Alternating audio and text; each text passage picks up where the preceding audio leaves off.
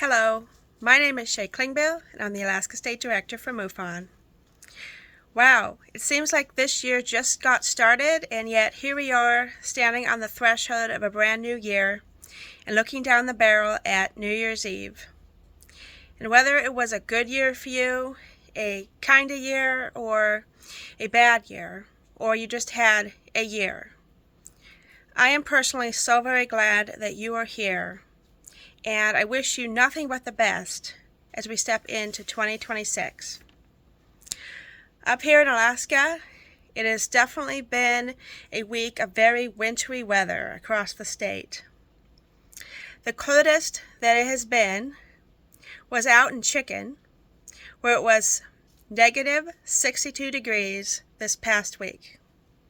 So a bit burr. You'll definitely want your hat and gloves. A fun fact about Chicken: the gentleman who founded it wanted to call it ptarmigan, but they couldn't spell it, so they settled for Chicken.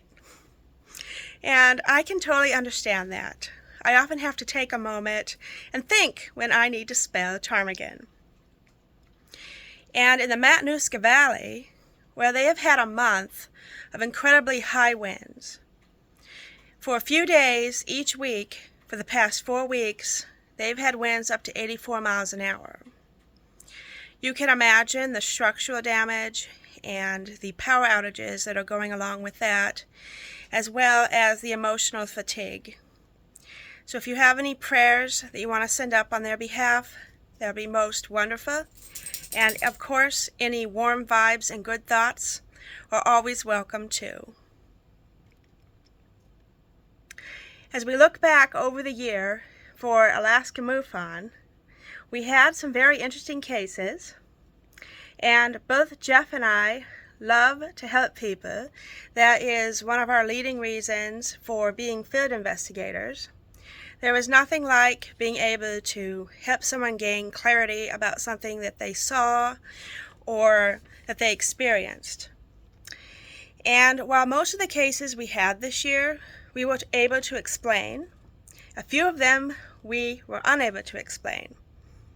And MUFON cases are always reopenable and can always be added to if new evidence becomes available in the future.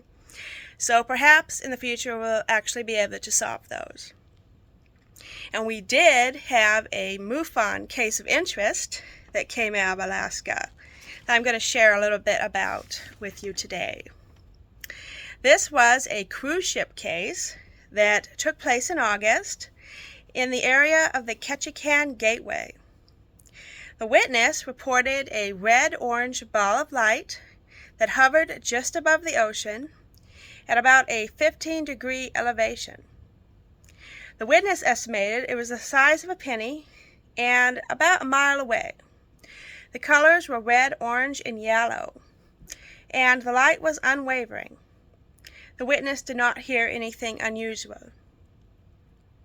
The object continued to move in a northerly direction at about 20 knots, keeping up with the ship.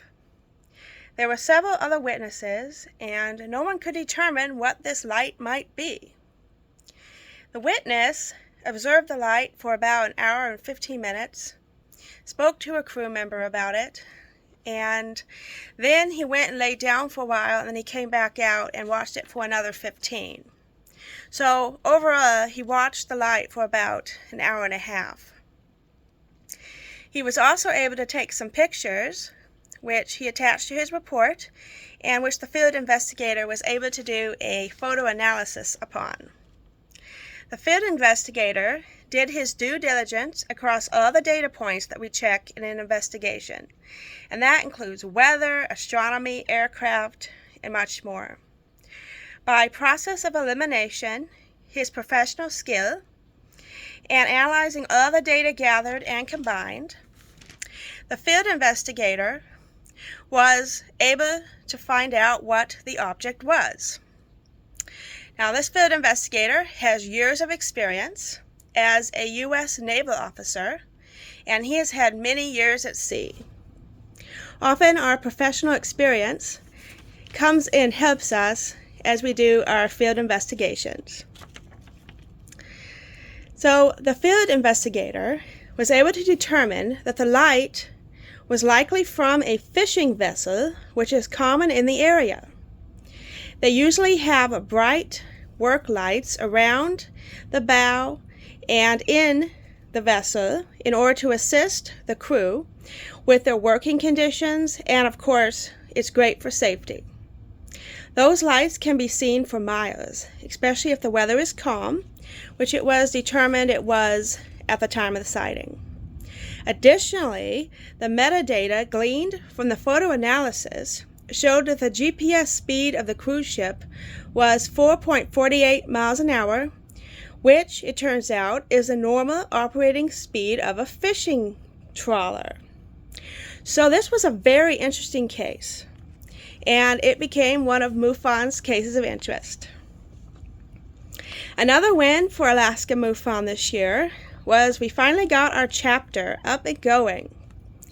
And we are so grateful to you and so grateful you are here.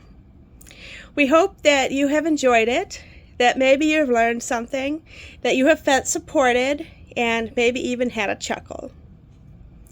May 2025 see you into the next year with peace and joy, and keep your eyes on the sky. Until next time.